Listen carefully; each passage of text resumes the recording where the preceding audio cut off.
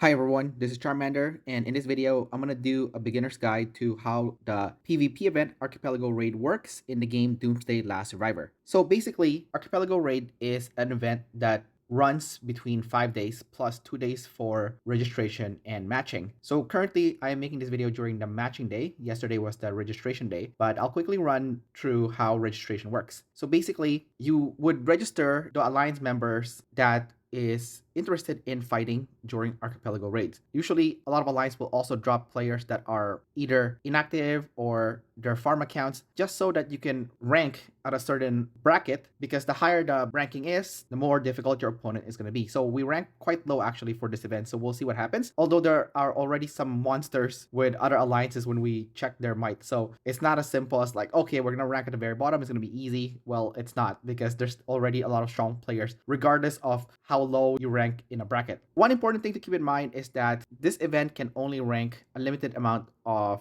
alliances, so 2,200 alliances in total. So if you rank below 2,200, your alliance will not qualify. So you have to be careful if you're trying to rank low, because there's a chance that last minute an alliance will snipe and then your alliance will not be able to participate in Archipelago Raid, which is a wasted week essentially to not do this event, which is considered to be the best PvP event in regards to getting rewards. Now, this is not my favorite event. Actually, Archipelago Raid for the longest time has been my most hated of all the PvP events. Nowadays, I actually like it. I don't hate it anymore, but it took me 1 year of playing this game before I started liking Archipelago Raid. My favorite event is still Island Raid. That is still the top event for me, and I think right now it's a toss-up between Archipelago Raid and Genesis War. I think Archipelago Raid is better for rewards, and Genesis War is fun in regards to how their battles work. So after you've successfully registered, there is going to be a matching period, in which case you're going to see which legion your team is going to belong in. Each legion has 6 alliances, so as you can see, we are Crimson, and each individual legions will have 6 alliances within them. What usually happens is one legion will team up with another legion, and it becomes like a 2-on-2 legion kind of war. So essentially 12 alliances versus 12 alliances. Although I've seen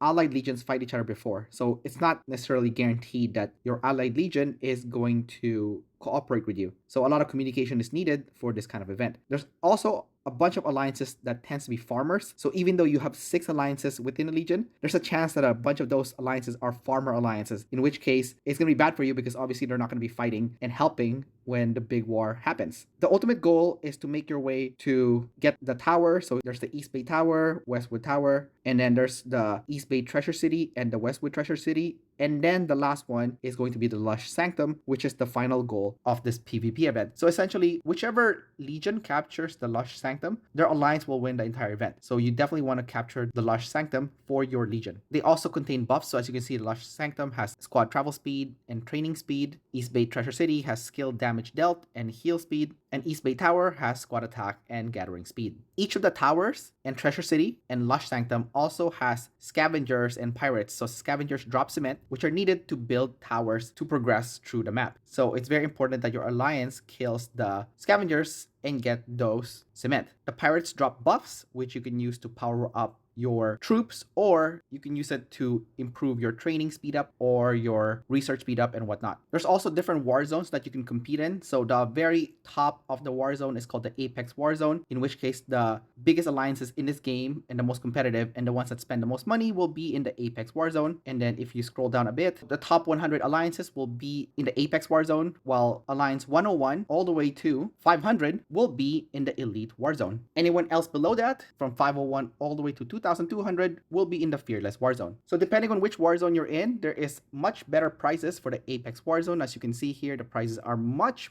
better, followed by the Elite Warzone, and finally Fearless Warzone has the least amount of prizes, although they are still quite good. There's also Alliance rewards that you get for winning top prize. So obviously you want to win the prizes if you can. And there's also merit rewards that each alliances can get depending on how they rank in this event. So as soon as your alliance gets matched with a legion, typically you would start communicating with other alliances within that legion to come up with a battle plan that you're gonna execute on the first day of Archipelago Raid. So you have the option of picking which legion to ally with. Usually the 2 strongest legion will ally with each other, and usually they have a higher chance of winning, although they don't always win. I did have an Archipelago Raid in the past where we allied with the worst Legion, and we still won the Archipelago Raid event, but it was really hard, and we took the Lush Sanctum and held it just by a hair because they were actually pushing us through the checkpoints during this event. So it was really close. So it's not impossible, but just lower probability that you're gonna win if you're teamed up with the worser Legion. So there's 5 days of Archipelago Raid, and each day has their own phases, in which case checkpoints will usually open up as the day goes by. So first day, you only have access to the East Bay and the Westwood Tower, but on the second day, the checkpoint opens and now you have access to the East Bay or Westwood Treasure City. However, you can't capture them until the third day. So the third day you can capture them, they open up, and by the fourth day, the checkpoint opens, and then on the last day, the Lush Sanctum opens up, and you are ready to determine who's going to be the winner of the entire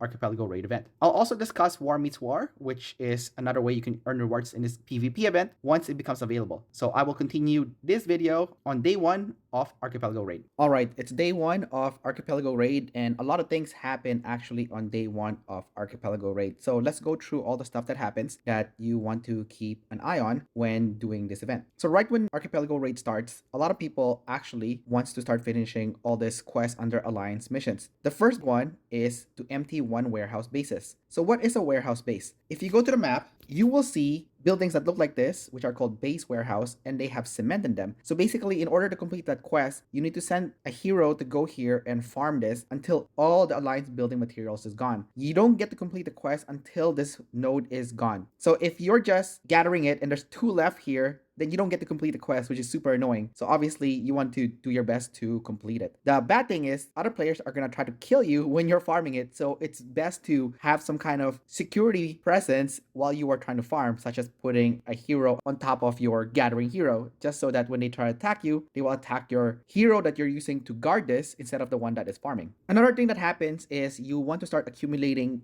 minutes of participation in the construction of Alliance buildings. So what happens is they start building towers, and the longer you have a hero or troops inside the tower, the faster the construction will happen. So usually after the first few construction, they start doing the 1 troop construction. That way people can accumulate more time under the construction, allowing you to complete this quest. Next, you'll see something called Transport Alliance Building Materials. So to complete this quest, you can actually do this at the same time that you kill the armored scavengers, because the armored scavengers drops cement, which is what an Alliance building material is. So ways that you can get Alliance building materials includes farming. So when you farm, you can see that there's Alliance building materials inside, aka cement. There is also armored scavengers that will spawn on the map, and if you look at the tactical sandbox here on the top right corner, it'll tell you when the armored scavenger will spawn. So the armored one will spawn roughly every 2 hours, and the elite one will spawn usually at 2 UTC and 14 UTC. So I'm not sure if that time changes, but in this particular Archipelago Raid, it's at 2 UTC and 14 UTC. The areas that they spawn at is actually near the towers. So Tower 6, Tower 7, and also Tower 8. And for the elite scavengers, they will also spawn in this Tower 8 area. So not exactly the Tower 8 itself, but it could be all over the Tower 8 area. In those same locations, Tower 8, 7, and 6, pirates will also spawn called East Bay Rebels or Westwood Pirates that you need to complete the Island Salvagers quest. And of course, there are other quests for the first 2 days of Archipelago Raid, including your standard killing the zombies, picking up items dropped by East Rebels or Westwood Pirates, gathering all the 4 different resources. There's also Island Forces, which a lot of people actually miss, so you have to plan for this. So this actually only lasts for 1 day, which is the first day of Archipelago Raid. So usually people during Top Commander the week before will construct 12,000 troops of each type. That way they can collect it during the first day of Archipelago Raid to complete the Island Forces event. That way you don't waste speed ups and you can just collect it, get the rewards, and then you're good to go. There's also Glorious Journey. So if we just look at it and see how we can increase the rating for the Glorious Journey event. So under Shelter Growth, you want to gather resources and accumulate consume speed ups. So you can either speed up something that you're constructing or troops that you're training or research that you want to speed up, or you can just gather resources on the map. A good way to use the speed up for this one actually is healing, because when you go to a war, you have to use your healing speed ups, especially in urgent situations. So this is a good way for you to earn points towards Shelter Growth. For team construction, there is Transport Alliance Building Materials. So obviously, killing the scavengers and getting the cement and bringing it back to your base is the fastest way to get team construction, but you can also get it from building towers. Under zombie clearance, you get this by killing zombies, killing hives, but also killing armored scavengers and chainsaw commanders. So you definitely want to participate when your alliance is killing scavengers to get the cement, because this will count towards zombie clearance. Chainsaw commanders happen, I believe, on the third day of Archipelago Raid, so definitely join your team when you go out to kill the chainsaw commanders. And last but not least, the hardest one to earn points if you are not someone that is T6 or someone that has really powerful heroes is Conquest. So you get this by killing enemy squads, doing rallying garrisons, or losing your troops. So as you can see on day one, that is the one that I have the least amount. Even though I've already fought, it is still the one that I don't have the most points in, but I can tell that as the day goes by, this will definitely increase the more I fight our opponents. You want to level up your rank under Glorious Journey because you can buy stuff at the Journey store. So as you can see, the higher your rank, the more you unlock here that you can purchase. And obviously the best one are the S ratings, which is the Super Weapon Fragment choice and the Honing Chips. There's also the Great King Pirate for the event. And basically, for this event, the alliances overall that has the most kills will get alliance rewards. So the top 50 alliance. This is not likely to affect people who is fighting in the Fearless bracket, but somebody that is fighting in the Apex bracket. Under Revival, you can see that on phase 1, deaths to rescued ratio at the aid station changed to 70%.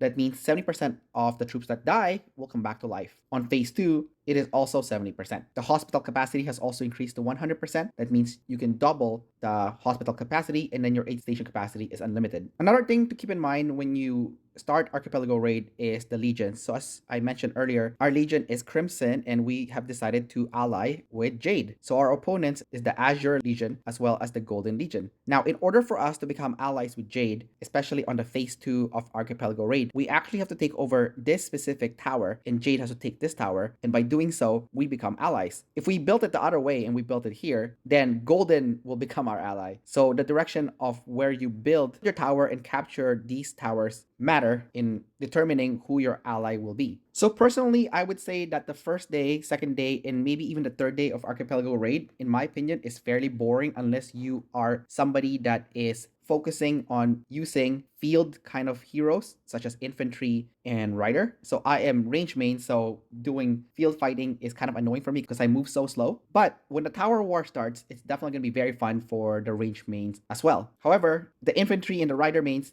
gets to have fun in all the phases because, as you know, riders can do chasey garrison now, and in the future they will have their own rider siege hero with a super weapon most likely, as well as the infantry having Stella and Eddie as their infantry rally nowadays that is used to counter chasey, as well as having the standard Ribbon and Rigoro for garrison. So if you look at War Meets War, this is where you get items in this event depending on how many points you earn. So if you want to get the max amount of points, you want to get 80,000 points in Archipelago Raid. And depending on how you rank as well, you are also eligible for additional prizes. So the top 200 players can get additional prizes, and the top 50 players gets extra DLS points. So for me specifically, I would like to be in the top 50. So I'll do my best to fight and get more points as the event goes by so that I can qualify for the extra rewards. Top 20 would be the sweetest one because the extra IE augmenter will be a most welcome reward, but we'll see what happens as the event goes by. So that's about it for day 1 of Archipelago Raid, and I will continue this on day 2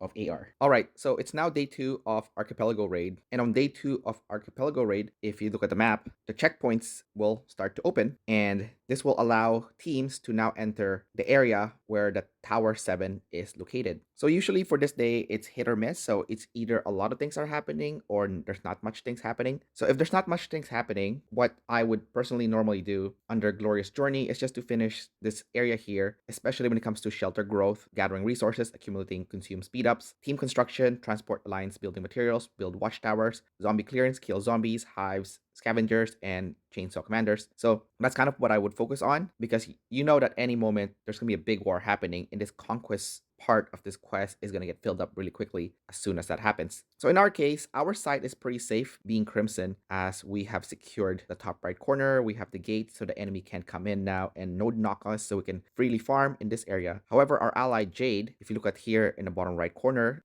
they are actually about to have a war with Azure as they're preparing to cut them potentially on day 2. So if they come up here and try to cut them, then it's going to be a lot of problem for them later on. I'm not even sure we're allowed to go through this gate actually, so I think I sent the wrong message to my teammates. So potentially a good plan for our team actually is to try to cut Golden also on day 2 of Archipelago Raid. So that's pretty much it for the second day of Archipelago Raid. There's not much happening. We'll continue this on day 3 of AR. All right, it's day 3 of Archipelago Raid, and as you can see here, we are doing the biggest task for day 3, which is actually killing chainsaw zombies. So if you take a look at the Archipelago Raid and go down to Archipelago Hunt, you can see there's something called chainsaw zombies, and there's missions that you have to complete in order to do well in this event. So the quest itself is pretty good because you get nano purifiers, and the legion that also gets the most kills gets an extra reward such as squad damage and squad attack percentage. So right now we are second place, which is not good, but we'll see how it goes. Other things that happen during day 3 of Archipelago Raid is actually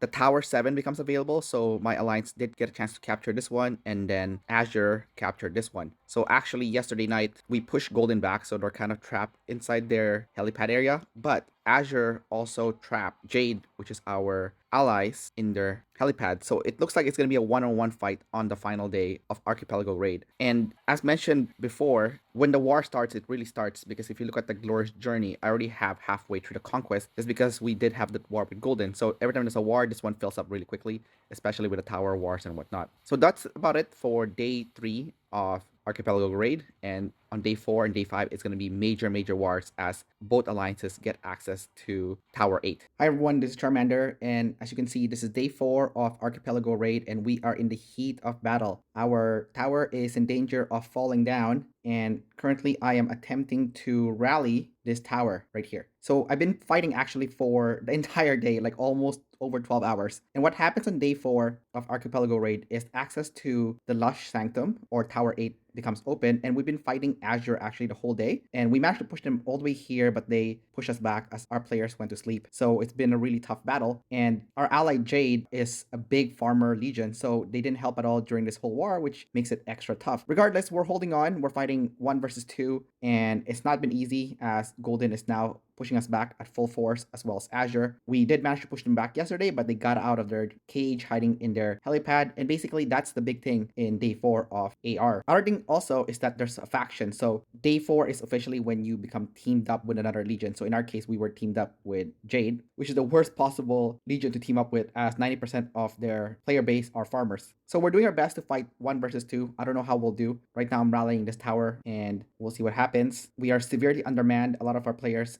are out of troops, out of resources. So it's just been a really tough battle, and hopefully we get a chance to win. If we don't win, at least we fought hard, and hopefully the rewards that we get from this event makes up for the difficulty of this battle that we've had so far. So tomorrow will be the last day of Archipelago Raid, which is going to be day 5. That's when Tower 8 opens up. So I'll update you on what happens then, and also inform you on what happens on the final day of AR. All right, this is day 5 of Archipelago Raid and the final day of the event. So the big thing that happens on this final day is that the Lush Sanctum becomes open, and any legion can capture it, and whoever has it in the end, that legion will win, as well as their ally. So in our case, we actually got pushed back out of the Tower 7 area as well as the Tower 8 area. So we are now trapped in the Tower 6 areas right now, although we haven't been completely pushed back to our helipad. So as you can see, we do have some resistance against one of the legions here on the left side. So we are at a standoff. We actually pushed them back yesterday night. They were able to push us back slightly this morning, and right now it's a standoff. Now if you look at the far right hand side, the Azure, which is the strongest alliance, they have 2 super whales that has insane amount of armaments, at least 6 million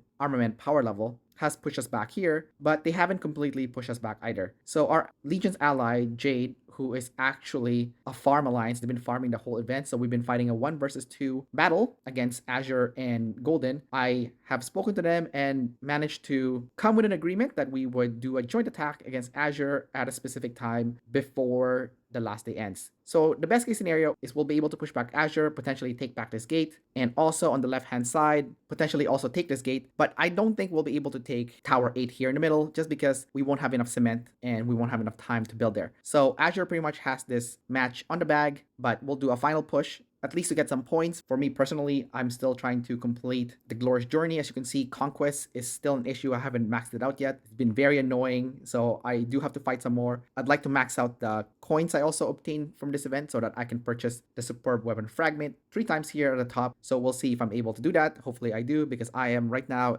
in a process of trying to collect as much Superb Weapon Fragments as possible and Superb Fragments in general. So that concludes how Archipelago Raid works. For the longest time, this has been my most hated event. Nowadays, I like it a lot more just because I have built up my range rally where I am more effective when it comes to pushing the enemies. So I think in the future, I will enjoy Archipelago Raid, but I did hate it for the first year that I was playing this game. Anyways, that's about it for this video. Don't forget to like and subscribe, and I will see you next time. Bye-bye.